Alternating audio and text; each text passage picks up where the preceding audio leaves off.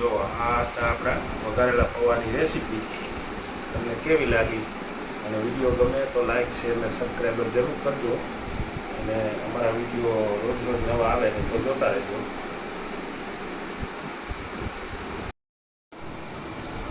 ચાલો મિત્રો, જય દ્વારકાધીશ. કેમ છો બધા? મજામાં ને? જો આજે આપણે બનાવવાના છે વઘારેલા પૌવા. તો વઘારેલા પૌવા બનાવવા માટે જો આટલા પૌવા આપણે 15 મિનિટ પહેલાં પલાળીને રાખી દીધા હતા. તો પૌવા હવે કમ્પ્લેટ પરલીને કમ્પ્લેટ થઈ ગયા છે. તો આટલા 1.5 વાટકો જેટલા પૌવા લઈ લીધા છે. અને વઘારવા માટે જો આટલી આઈટમ છે: 2 મરચાં છે, 1 ટમેટું છે, 2 ડુંગળી છે, થોડું લસણ છે, થોડું આદું છે, અને થોડી કસ્તુરી મેથી છે, અને થોડો વઘાર માટે લીમડો છે. તો આ આપણે બધું લઈ લીધું છે. અને માથે ઉમેરવા માટે જો આ ધાણાભાજી. તો હવે આપણે વઘાર માટે પહેલાં તૈયાર કરીએ. તેલ બેલ મૂકીને કમ્પ્લીટ કરીએ. જો આ વઘાર માટે આપણે તેલ મૂક્યું છે. તેલ આવે પછી આપણે એનો વઘાર કરીએ. અને એમાં બધા આપણે સાદા મસાલા એડ કરવાના છે. જો આપણે તેલ આવી ગયું છે તો એમાં પહેલાં આપણે થોડુંક જીરું નાખી દેવાનું, અને થોડી રાઈ નાખી દેવાની,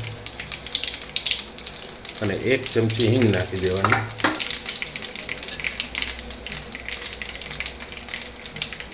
પછી જે આ લીમડો, લસણ અને કસ્તુરી મેથી એને આપણે એડ કરી દઈએ. થોડી વાર સાતરી જાય પછી એમાં આ બધો મસાલો જે છે ને, આ મસાલો બધો એડ કરી દેવાનો. એવો મસાલો એડ કરવાનો, એને થોડી વાર સાતરવા દેવાનું છે આપણે.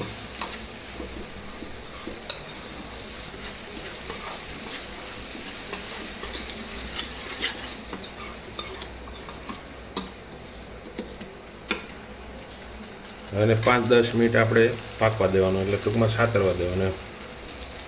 જો હવે આપણે આ બધો મસાલો પાકવા આવી ગયો છે, તો એમાં આપણે સાદા મસાલા આપણે એડ કરવાના છે. એટલે એમાં 1 ચમચી આપણે ધાણા જીરું નાખી દઈએ, અને 1 ચમચી આપણે હળદર નાખી દઈએ. અડધી ચમચી આપણે ગરમ મસાલો નાખી દઈએ, અને અડધી ચમચી ઉપરથી આપણે હિંગ નાખી દઈએ. એટલે આમાં છે ને ખાવાની બહુ મજા આવે. અને આપણે મરચું નાખવાનું પણ થોડું નાખવાનું, કેમ કે એમાં સ્વાદ પ્રમાણે નાખવાનું, તમને જેટલું અનુકૂળ આવે. કેમ કે આપણે એમાં મરચાં કાપીને નાખ્યા ને એડ કર્યા ને, એટલે તીખાશ તમારે જોતી હોય એ રીતે નાખવાની. અને 1 ચમચી નિમક સ્વાદ પ્રમાણે નાખવાનું. અને પછી આપણે એને હલાવી નાખીશું વ્યવસ્થિત રીતે. જો હવે આપણે મસાલો પાકી અને કમ્પ્લીટ થઈ ગયો છે. અને હવે જે છે ને આપણે આ પૌવા એડ કરવાના છે. જે આપણે પલાળીને રાખ્યા હતા ને એ આપણે એડ કરવાના છે. જો આ રીતે એડ કરી દેવાના, અને પછી થોડુંક વ્યવસ્થિત રીતે હલાવી નાખવાનું.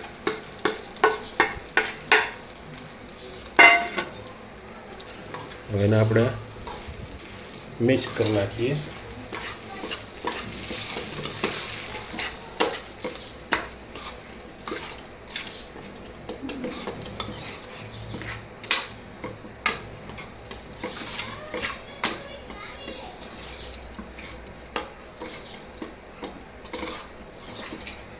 જો આપણે વઘારેલા પૌવા થઈ ગયા છે કમ્પ્લેટ. આ બધી કમ્પ્લીટ થઈ ગયું વઘારેલા પૌવા. અને હવે આપણે એમાં ઉપરથી થોડા આપણે ધાણા એડ કરી દેવું છે. થોડા ધાણા એડ કરી અને વ્યવસ્થિત રીતે આપણે એને હલાવી નાખીશું. એટલે આપણા વઘારેલા પૌવા તૈયાર.